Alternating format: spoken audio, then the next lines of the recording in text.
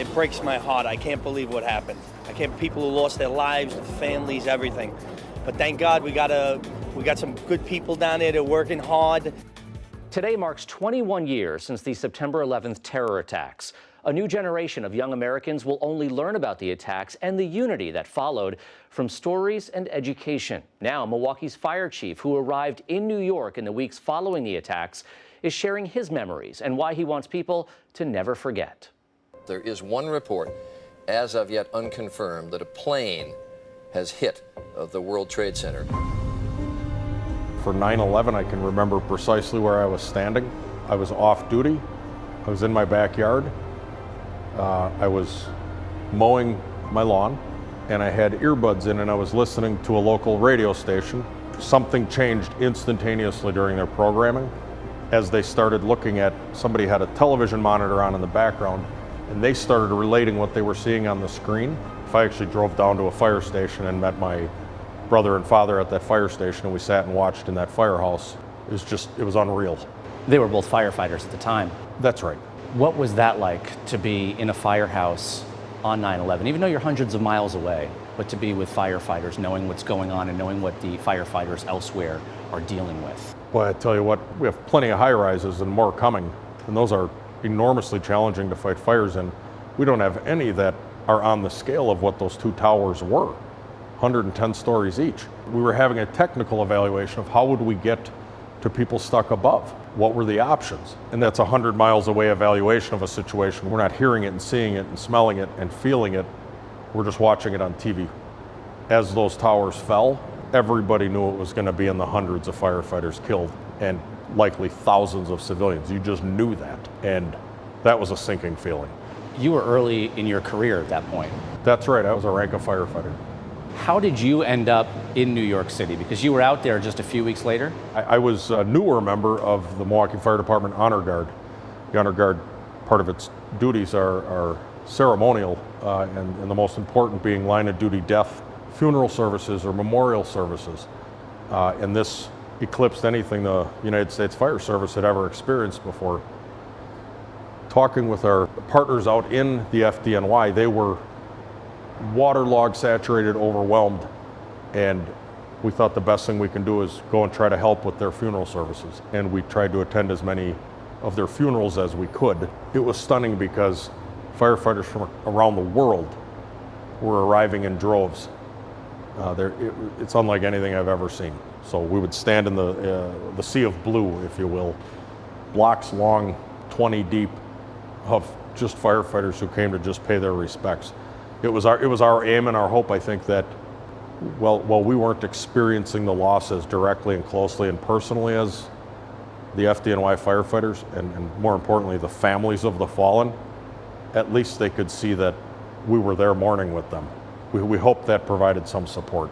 That's an experience, I imagine, that sticks with you and maybe even shapes you, both personally and professionally? Yes.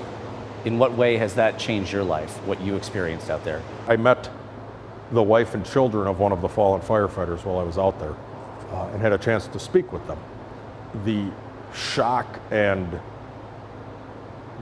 disbelief and denial that was still occurring right there, the intensity of that and the pain, and the families, they were trying to be so strong, and the firefighters were trying to be so strong, and it was like, we're past that now. But the families are going through a ton. Every day a firefighter goes to work. And here that reached its most horrific conclusion for 343 FDNY firefighters that day, all at once. Just brought it home. It could be anybody on any day. It really makes you respect the fragility of life. How many funerals did you attend? There were so many funerals that even FDNY members who were close personal friends with this firefighter and this firefighter, they were all happening at the same time in many cases. There would be 4, 5, 6, 7, 8 funerals occurring across all the boroughs or outside the boroughs. Firefighters had to pick and choose between their friends. And they all had the same story. They would tell us, I wanted to get out to this one. We'd say, we'll go to that one then. And so I think collectively in our group, and we're only there 3-4 days, I think we covered 9 funerals. You saw that unity firsthand, though. when you were in New York, right? The togetherness that people had. I don't think I'll ever see it again. It was everybody, civilians, firefighters, police officers, firefighters from different states, countries. Everybody was very much in a pull-together mode. As far as kids, though, because we have a generation of kids who were not alive when the attacks happened. What is it that you want children and future generations to know about September 11th? He points to other moments in U.S. history that happened before he was born: the attack on Pearl Harbor and the assassinations of Dr. Martin Luther King Jr. and President John F. Kennedy. I want folks that weren't alive for that, but who are now learning about it, I want them to treat it with the same respect and honor and deference. And in this case, it's the whole package. The firefighters that died, that's horrific because they weren't there when it happened. They came there and went in and climbed up the stairs. But let's not forget the many thousands of people who committed the grievous error of simply showing up to work that day in those towers or riding on those planes.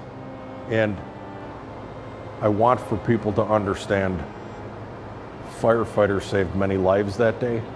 I want them to know that their fire service, whether it's here in Milwaukee or whether it's wherever people live, their fire department is primed up and geared up to do the exact same thing today if it happens. Apostle Jr., Battalion 2. The Milwaukee Fire Department recognizes the fallen every year. Today, the names of the more than 300 firefighters who died on 9/11 will be read aloud at several fire stations across the city. Up next, it's Football Sunday. The Packers just hours from the season opener. The statewide economics of football. Next.